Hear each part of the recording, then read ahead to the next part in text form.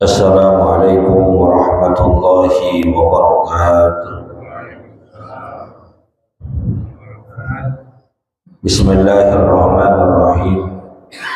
Alhamdulillahi rabbil alamin. Allahumma salli wa sallim ala sayyidina Muhammadin wa ala alihi wa sahbihi ajma'in, amma ba'd.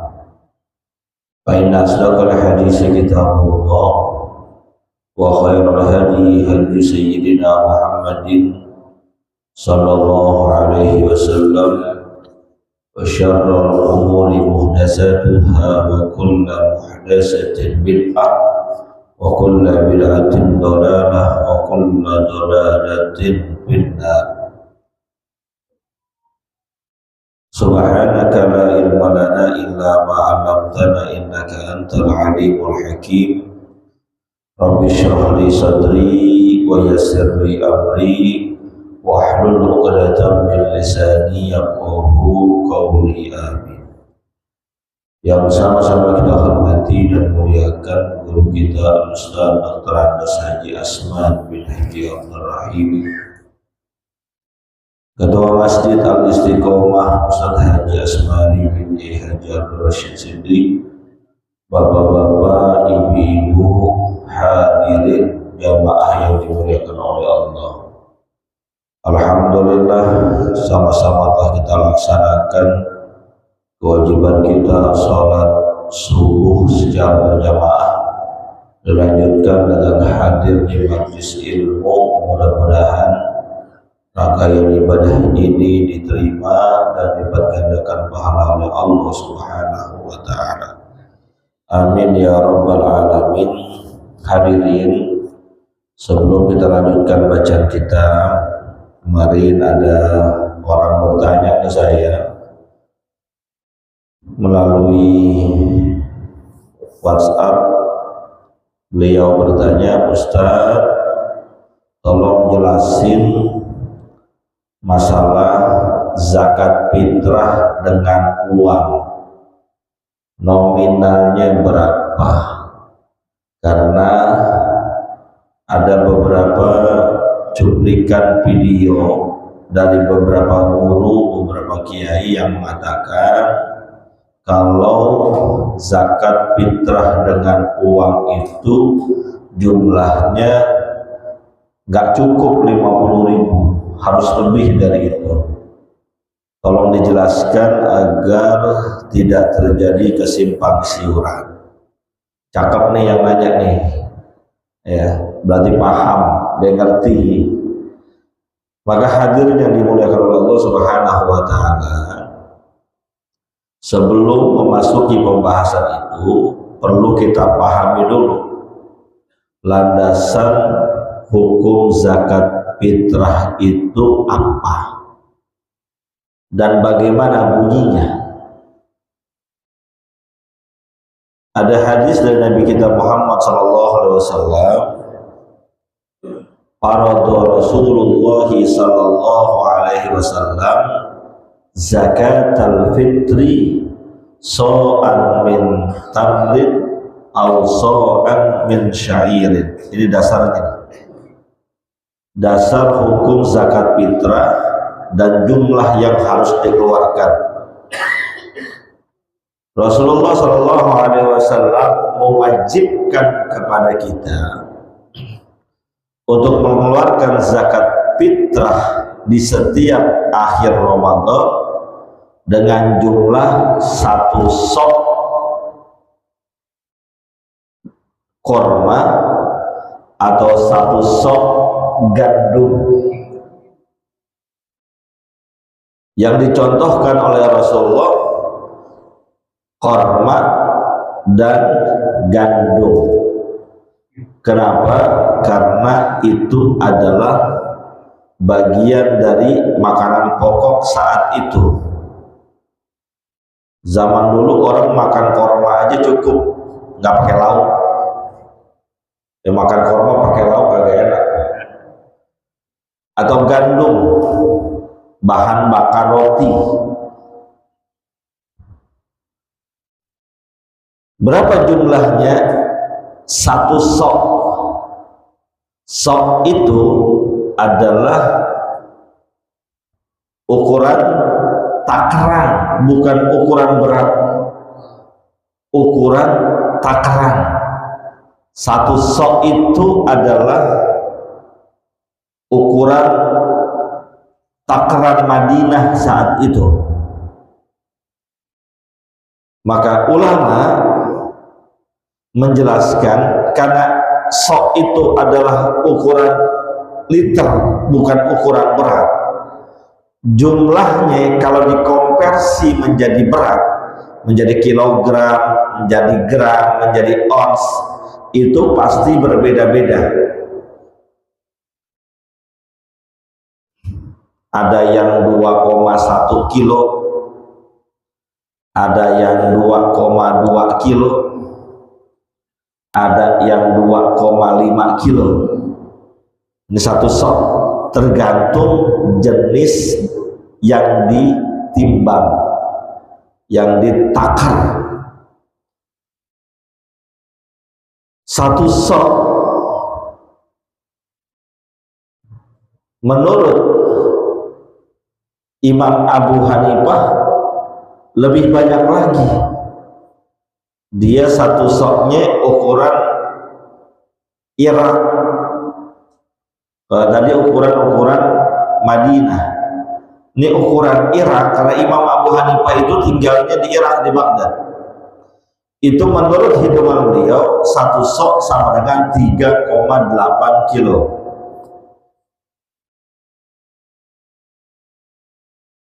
Nah, yang umum sekarang satu sok itu kalau dijumlahkan secara liter kurang lebih satu sok itu adalah 4 mud.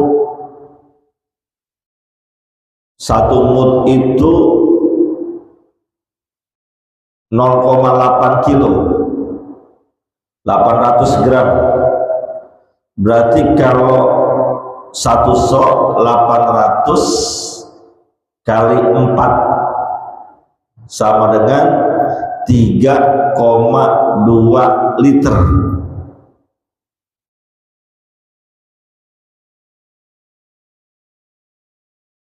Saya ulang, satu sok sama dengan 4 mud. Satu mud sama dengan 0,8 liter, 800 gram. Berarti sama dengan satu sok itu 3,2 liter.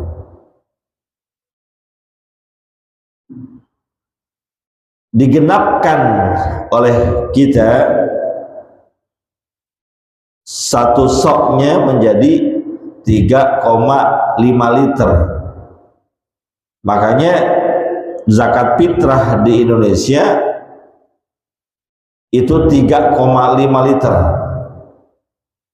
yang dikeluarkan berupa beras, karena kita makan nasi berasal dari beras.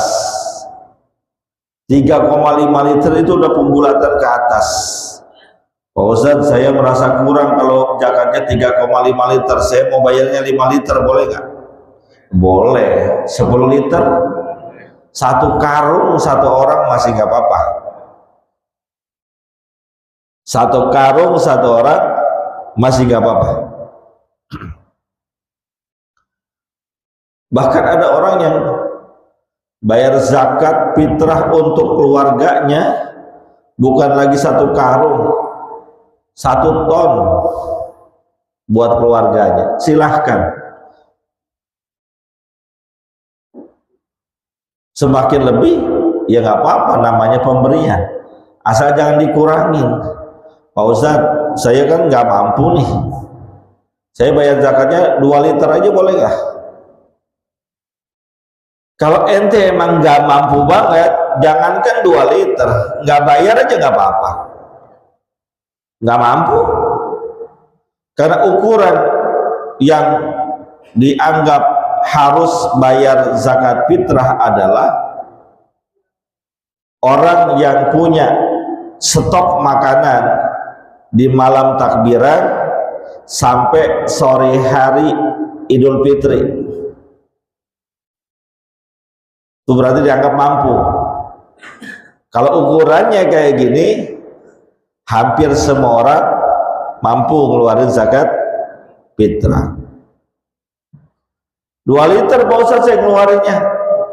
Kalau 2 liter di bawah standar, nggak ada rujukannya. Minimal kalau dikonversi dengan beras minimal 3,1 liter minimal. Digenapkan menjadi 3,5 liter, lebih bagus dibanyakin lagi.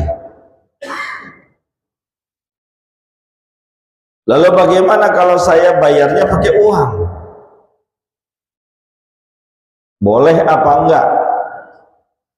Kalau rujukannya 4 mazhab, Imam Abu Hanifah, Imam Malik, Imam Syafi'i, dan Imam Ahmad bin Hambal, 3 terakhir yang saya sebutkan, Imam Malik, Imam Syafi'i, dan Imam Ahmad bin Hambal mewajibkan zakat fitrah hanya dengan menggunakan makanan pokok negeri setempat. Yang makan gandum, makan roti, keluarkan dengan gandum. Yang makan nasi, keluarkan dengan berasnya. Yang makan jagung, seluruh negeri itu makannya jagung. Yang makan sagu, seluruh negeri itu makan sagu. Kan ada yang makan sagu ya. Nih yang jelas nih, dari 4 mazhab utama yang kita pegang pendapatnya, 3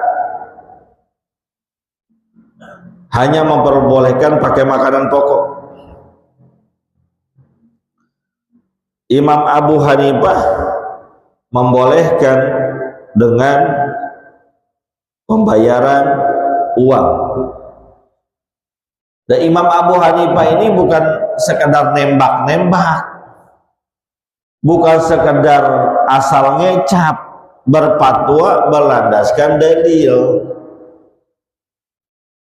Melihat konteks perkembangan zaman, dan ada hadis Nabi kita Muhammad SAW mengatakan, agnuhum minat tolabi hadzal yauma, cukupkanlah mereka orang-orang fakir, orang-orang miskin dari meminta-minta di hari raya ini.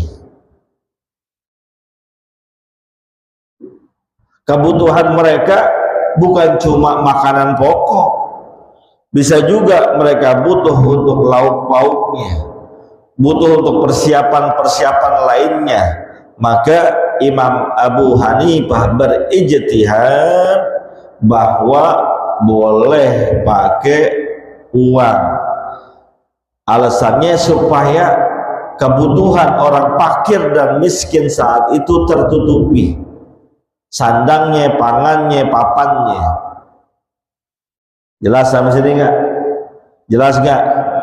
Jadi dasar zakat fitrah makanan pokok, karena itulah yang dicontohkan oleh Rasulullah Sallallahu Alaihi Wasallam. Ternyata yang berpendapat boleh mengeluarkan dengan uang itu di kemudian hari,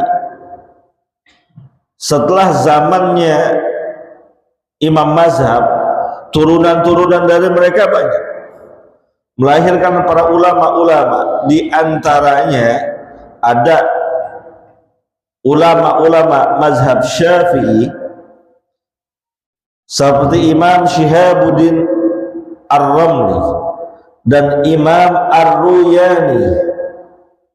Mereka pun berpendapat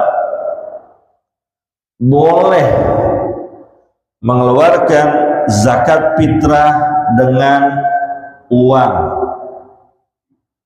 melihat kebutuhan masyarakat semakin kesini semakin banyak. Kita ngebayanginnya jangan sekarang. Dari zaman Rasulullah, kehidupan yang bermula sederhana, berkembang lagi sampai saat ini, kehidupan kita semakin kompleks, sehingga kebutuhan manusia semakin banyak.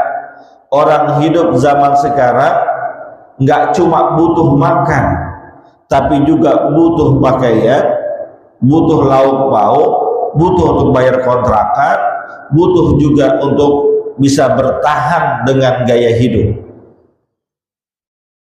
Maka sebagian atau beberapa ulama Imam Syafi'i memperbolehkan bayar zakatnya, zakat fitrah dengan uang. Permasalahan lagi timbul, kalau bayar zakatnya dengan uang jumlahnya berapa? Nih yang ingin saya jelaskan.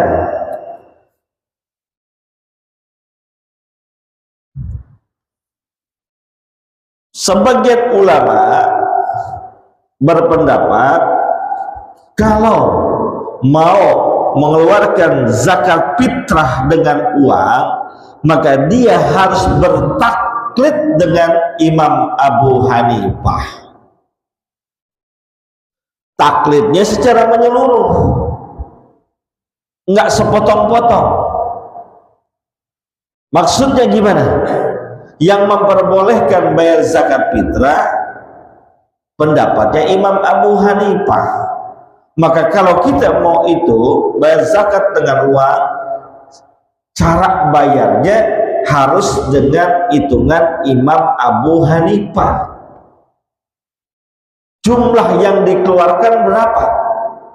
Menurut Imam Abu Hanifah yang dikeluarkan satu sok. Satu sok Imam Abu Hanifah dengan yang lain berbeda. Yang lain patokannya satu sok ukuran Madinah, karena Rasulullah ngomongnya di Madinah. Imam Abu Hanifah satu soknya adalah ukuran Irak. Berapa satu sok? Menurut beliau 3,8 kilogram. Jadi otomatis yang mau bayar zakat fitrah dengan uang ngikutin pendapat Imam Abu Hanifah, patokannya ini 3,8 kilogram. Cuma ada turunannya lagi. 3,8 kilogramnya itu ukuran makanan kita atau ukuran harga korma, karena Nabi contohin korma. Pendapat yang pertama mengatakan ikutin makanan kita. Berarti kita beras 1 kilo beras berapa? Udah cek belum? Beras 1 kilonya berapa? 20 kilo, 20.000 1 kilo. Yang standar bagus ada yang 15.000, anggap 20.000 yang gampang ngitungnya. Berarti kalau 3,8 kilogram dikali 20.000 per gramnya kurang lebih 78.000. Ini nih kenapa ada sebagian ulama mengatakan yang bayar 50.000 itu kurang bayarnya, karena dasarnya itu saya jelasin dulu semuanya biar gak paham dan gak ragu-ragu, karena pertanyaannya masuk ke saya. Jadi menurut pendapat ulama yang pertama nih, kalau mau bayar zakat pakai uang, bertaklid kepada Imam Abu Hanifah, ukurannya juga ngikutin ukuran Imam Abu Hanifah, bukan 2,2 kilo, bukan 3,5 liter, tapi 3,8 kilo. Kalau beras 1 kilonya 20.000, berarti dengan 3,8 kurang lebih 7,78 ribu. Yang pertama. Yang kedua, pendapat yang mengatakan pakai uang justru mengatakan kalau mau pakai uang enggak ngitungnya beras, ngitungnya kurma. Berarti 3,8 kilo itu bukan 3,8 kilo beras, tapi 3,8 kilo kurma. Kurma 1 kilo berapa? Berapa? Ketahuan lu kagak pernah beli kurma, lu pada makan sering ya? Banyak yang ngasih. Kurma yang standar banget 25.000, yang naikkan dikit 30.000. Jangan mejol, mejol mahal. Ngitungnya jangan mejol, jangan ajwa. Ajwa sekilo 350.000, bangkrut lu bayar zakat fitrah. Yang standar 30.000. Berarti yang dibayarkan zakat fitrah dengan uang 3,8 dikali 30.000 sekilonya, kurang lebih 115.000 atau 120.000. Mahal banget Pak Ustaz, mendingan gua pakai beras. Ini biar jelas dulu nih, clear nih, jelas gak sampai sini? Yang bayar zakat fitrah pakai uang bertaklid kepada Imam Abu Hanifah, pendapat yang pertama.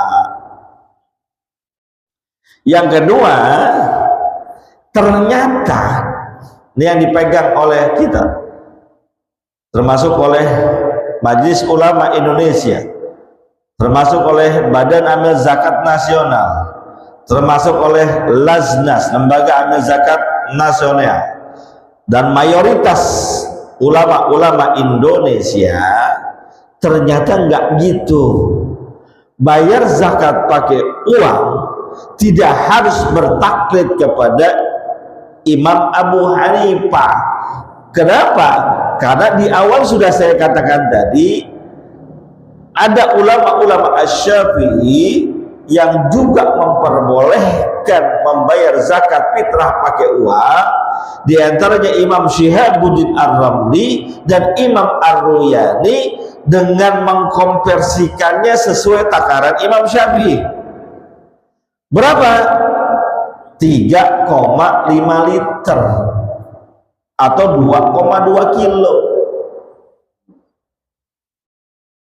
Sehingga yang terkonversikan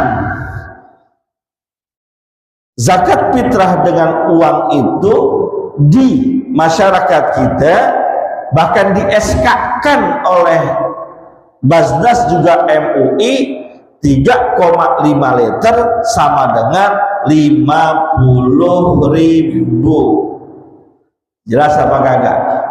Saya tanya sekarang, bapak-bapak keluarin zakat pakai uang, milih yang 50.000 atau 78.000? Lo pelit sih lo, yang kecilan dah udah. Saya ingin menjelaskan, begitulah hukum, begitulah memahami konteks. Kalau bicara abdoliyat, silahkan yang mau pakai beras, karena memang itulah yang dicontohkan oleh Rasulullah. Kalau mau pakai uang, begitulah cara pemikirannya. Yang bagus, uang juga, beras juga, itu cakep. Satu orang bayar zakatnya 5 kilo beras, duit 50.000, cakep gak tuh? Tuh ada yang ngeluarin zakat kayak gitu, gue cari orangnya. Jadi yang bayar zakat fitrah dengan uang seharga 50.000 nggak usah khawatir. Tapi Ustadz Ano, Guru Ano, Kiai Ano bilangnya begini, itulah kacamata fikih. Fikih secara bahasa artinya pemahaman. Kita tidak hidup di zaman Rasulullah SAW, tidak hidup di zaman sahabat yang mereka berinteraksi langsung dengan hukum. Kita hidup berabad-abad jauh lamanya dengan Rasulullah. Perlu ada ijtihad, dan kita bukan orangnya. Kita bukan orang yang bisa berijtihad, ilmu kita jauh. Yang berijtihad adalah para ulama berdasarkan ilmu yang dimiliki, berdasarkan hadis dan teks-teks Al-Quran.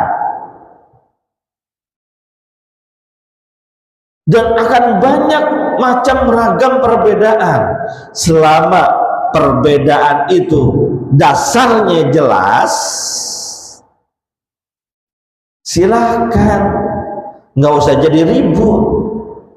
Ya saya mau pakai yang itu aja Pak Ustadz, yang 78.000, saya mau pakai yang 120.000, ya monggo silakan, duit-duit ente. Tapi maksud saya, yang mau bayar 120.000, yang mau bayar 78.000, jangan menyalahkan yang 50.000. Jelas nih. Juga yang 50.000, jangan menyalahkan yang bayarnya 78, jangan juga yang bayarnya 120. Nggak usah yang salah-salahan. Dua-duanya ada dasarnya. Ya udah Pak Ustadz, saya mau yang 50.000 aja dah. Emang hitungannya segitu? Kan berasnya 3,5 liter. Saya makannya yang beras 12.000. Maka kalau yang 12.000 saya bayar seharusnya cuma 42.000. Pak Ustadz, kembali dong. Ada lagi nih, datang ke masjid mau bayar zakat pakai uang, ditanya kepada yang nungguin, kalau pakai beras berapa? Ya emang standarnya beras 3,5 liter. Kalau pakai duit 50.000. Ya Pak, saya kan bayar zakatnya sesuai saya makan. Iya, saya makan bayar zakatnya itu yang harga 12.000. Kalau 12.000 kali 3,5 liter berarti 42.000. Ini saya bayar 42.000, kembali 8.000. Lu kira tukang jualan? Enggak gitu. Jadi ketika sudah ada nilai konversi, itu ada nilai akumulasi yang dibulatkan, campur ikhtiar, jaga-jaga di situ. Nggak sampai pendapat Imam Abu Hanifah, tapi di atas dari pendapat rata-rata. Itu namanya konversi. Jadi nggak pakai kembali, saya bayar zakatnya yang 10.000 Pak Ustadz. Berarti kalau 3,5 liter 35.000, kembali 15.000. Kalau mau keluar 35.000, mending lo beli beras. Bawa sini 3,5 liter, karena di masjid bukan untuk dagang beras. Saya juga nggak setuju tuh dengan yang model dagang beras, beli sama ambil. Kenapa? Masjid bukan untuk dagang. Bahkan Rasulullah mendoakan orang yang berdagang di masjid nggak akan diberkahi oleh Allah. Jangankan barang dagangan, menginformasikan barang kita yang hilang di masjid aja tuh hukumnya sebagian ulama tidak membolehkan. Tahu diri, assalamualaikum warahmatullahi wabarakatuh, yang menemukan kunci rumah saya tadi saya jalan di Bangka 5, tolong dikembaliin. Makruh tuh. Kecuali memang hilangnya di masjid, panitia yang ngumumin telah ditemukan kunci rumah, silahkan. Jadi begitu. Bayar zakat fitrah dengan uang yang 50.000 ada ikutannya, dasarnya jelas. Yang 78.000 misalnya ada ikutannya, dasarnya jelas. Yang 120.000 ada ikutannya, dasarnya jelas. Jangan main salah-salahin. Wah, lu gak ngikutin kiai, lu kiai bilang dibayar segini, lu enggak gitu. Karena wajah fikih adalah wajah yang teramat luas pemahamannya. Sebetulnya ada satu lagi pertanyaan tentang zakat profesi, tapi udah jam 5:30 lewat. Mau dilanjutin apa besok aja? Pak, lanjutin apa besok aja? Lanjut ya. Tolong dikunci tuh pintunya biar jangan pada keluar. Hari Minggu ini kan? Yang kerja libur, guru udah libur duluan. Ojek jam segini belum ada tarikan. Mau ngapain lagi di rumah lu paling tidur, mending lu tidur di sini, gak apa-apa. Yang lagi pada tidur jangan digangguin. Mungkin semalam dia kemalaman tahajudnya kecapean. Yang kedua tentang zakat profesi. Hadirin yang dimuliakan oleh Allah, para pekerja terutama yang bekerja di pemerintahan, PNS, BUMN, itu mereka terkena zakat profesi. Otomatis. Perlu saya kasih paham bahwa yang namanya zakat profesi itu adalah ijtihad, produk baru. Zaman Rasulullah nggak ada zakat profesi, nggak ada. Zaman sahabat juga nggak ada. Zaman ulama mazhab juga nggak ada zakat profesi. Zakat profesi baru ada sekarang ini. Maka ada sebagian ulama mengatakan nggak ada zakat profesi. Sebagian ulama nih, nggak ada zakat profesi. Kenapa? Karena sudah ada zakat mal. Apa sih zakat profesi? Zakat profesi adalah penghasilan kita yang kena pajak, yang kena zakat apabila jumlahnya sudah memenuhi kadar zakat mal dalam setahun. Gambarannya begini, zakat mal itu 85 gram emas, 85 gram emas setahun kepemilikan. Kalau emas sekarang berapa? 1 gramnya berapa duit? Berapa? 1,5? Iya, serius nih. 1,5 antam. Iya, kita pakai yang antam ya Pak. 1,5 tuh ketahuan tuh sering investasi tiap hari. 1,5 berarti kan 85 gram dikali per gramnya 1,5 kurang lebih 125 juta kurang lebih nih. Jadi kalau zakat mal punya duit terkumpul setahun, bukan terkumpul setahun, tetap dalam setahun 125 juta kena zakatnya. Saya nggak mau bahas itu, saya mau bahas profesi. Jadi kalau orang punya penghasilan bruto itu kotor, bukan itu, bruto, blek, terima gaji setahun jika dijumlah 125 juta, maka bagi ulama yang mewajibkan zakat profesi wajib kena pajak. Setahun 125 juta berarti sebulannya gajinya kurang lebih 10.500.000. Yang sudah memiliki gaji sebulan 10.500.000, dia wajib bayar zakat profesi. Penghasilan bukan gaji, termasuk tukang pangsit. Mohon maaf nih, tukang pangsit sebulan brutonya 15 juta misalnya, dihitung-hitung jumlahnya lebih dari 125 juta. Bagi yang berpendapat adanya zakat profesi, dia wajib mengeluarkan zakat profesi. Tukang kopi, Starling, itu juga wajib kena zakat profesi. Kang ojek, ngojek sebulan 10 juta penghasilannya, ada nggak? Kalau ada, gue berhenti jadi ngajar, gue ngojek. Kalau dia ngojek sebulan dapat 10,5 juta bruto, wajib bayar zakat profesi. Termasuk kontrakan, itu termasuk profesi karena penghasilan. Dia nggak kerja sih Pak, kontrakannya 80 pintu, 40 pintu. Yang bukan Pak. Itu wajib kena zakat profesi. Sekali lagi, berkaitan dengan zakat profesi, ada yang mewajibkan, ada yang tidak. Yang tidak beranggapan bahwa tidak ada pada zaman Rasulullah, tapi tetap mewajibkan zakat harta, zakat mal. Yang mewajibkan karena hitungan akumulasi. Lalu bagaimana Pak Ustaz? Dia zakat profesi udah bayar, tiba-tiba setelah setahun duitnya masih banyak, masih kena hitungan zakat mal.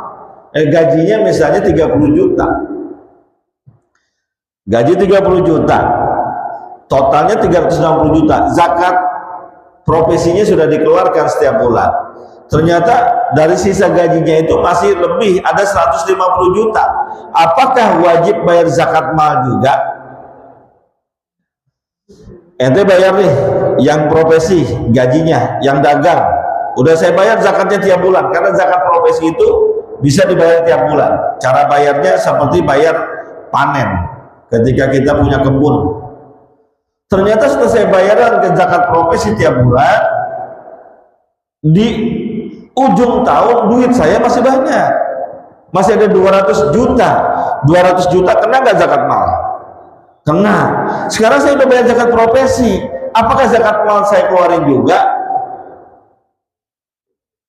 Ayo, ini udah bayar zakat profesi tiap bulan, kumpulan sisanya ada 200 juta, bayar lagi nggak zakat mal? Pak, bayar nggak? Nggak usah lagi, karena sudah bayar zakat profesi. Itulah kenapa ulama yang pertama tadi mengatakan tidak perlu ada zakat profesi. Kenapa? Karena kumpulan uang yang kita hasilkan itu ada zakat mal, terwakili dengan zakat mal. Kecuali uang hasil kita tuh, ini jelas kan? Yang saya terangin jelas nggak maksudnya? Jadi nggak kena 2 kali zakat.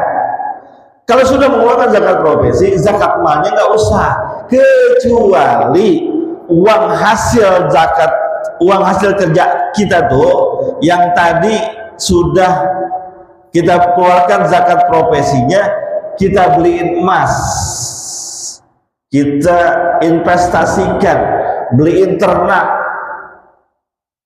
beliin sapi. Ternyata sapinya sampai itu ukuran bayar zakat. Beli kambing, dapat tuh kambingnya 40 kambing, 40 sampai 120 kan wajib bayar zakat satu kambing. Kalau sudah dikonversikan ke barang yang lain, kena tuh, karena beda jenis zakatnya. Tapi kalau masih dalam bentuk uang juga,